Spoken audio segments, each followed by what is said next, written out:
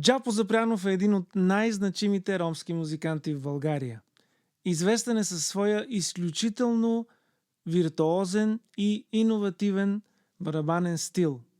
Майстор е на тракийския стил, но познава фолклорното многообразие на цяла България и, разбира се, ромската музика, в чиято история е пряк участник от 80-те години насам, но винаги е нащреки за най-последните тенденции в нея. Джапо е пряк наследник на старите майстори сватбарски барабанисти, но отвежда барабаните до нови и много вълнуващи територии. Роден е в Пазарджик, но израства в село Мало Конаре. Започва да свири на 5-годишна възраст. Баща му е барабанист, но първоначално му забранява да свири. Чаках го да излезне на работа и аз да влезна при топаните и да се тупам. А защо ти е забранява? Не знам защо. Сигурно не искаш да бъда музикант. Не искаш да станеш музикант. Да. За щастие постепенно забелязва таланта му и го оставя да се развива в музиката. Първата музика, която Джапо слуша и свири, е народната музика. За тези времена той разказва. Било е забранено циганска турска музика, абсурд. Те ги прибираха от палатките и директно в ареста. Поради тази причина нямаше какво да слушам друго. Само единствено народна музика. Имаше даже слагаха отцепки на палатките да свират някакъв ключик и от отцепките гледаха да не дойдат патрулката.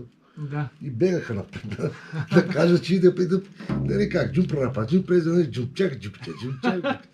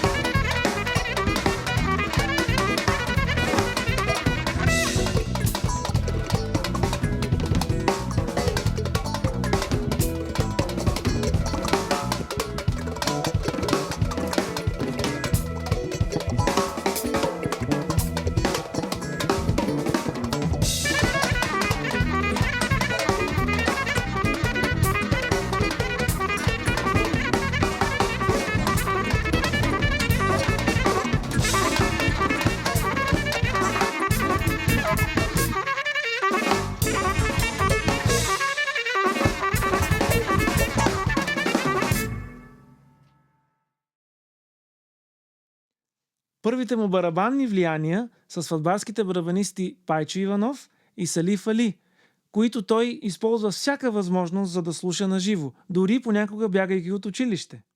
Аз съм бил на лагер, на почивка.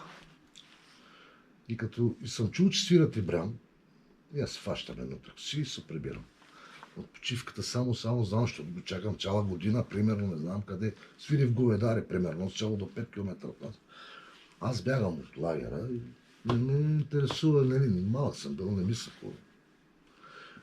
В акъла ми да слушам Салиф, това е положението. Че аз съм избягал, че проблеми, че такова изобщо Салиф трябва да гледа. Още 11 годишен започва да свири с внука на големия тракийски кларнетист Георги Коев, който е цигулар. След това свири с Кънчо Йорданов и оркестър Перощица, няколко години е с Козарите, но истински доразвива стила си и фантазията си на барабаните по време на работата си с саксофониста Мелиатин и оркестър Мания.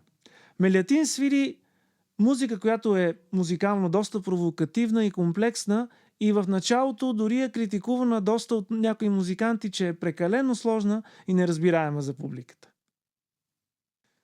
Помолих Джапо да ми демонстрира как е заварил тракийския стил на свирене на правото хоро на барабани в свиренето на Пайчо и Салиф и след това как го свири по свой си начин.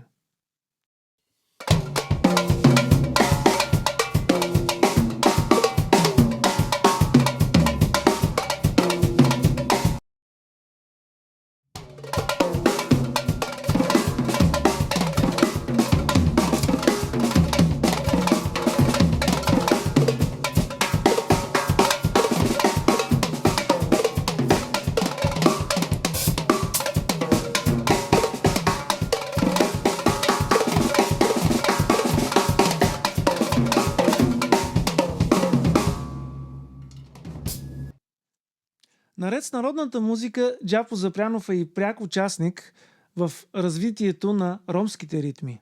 Той ги свири с много история и го помолих да ми демонстрира най-старият вариант, който той познава за свиренето на кючек.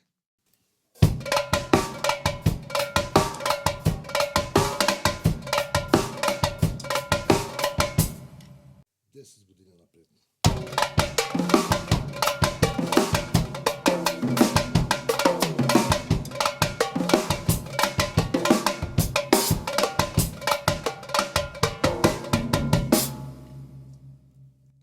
Макар че много от съвременните ромски ритми са измислени на електронни барабани и е трудно да се пресъздадат на акустични, ето ритъма Романаса, изсвирен от Джапо.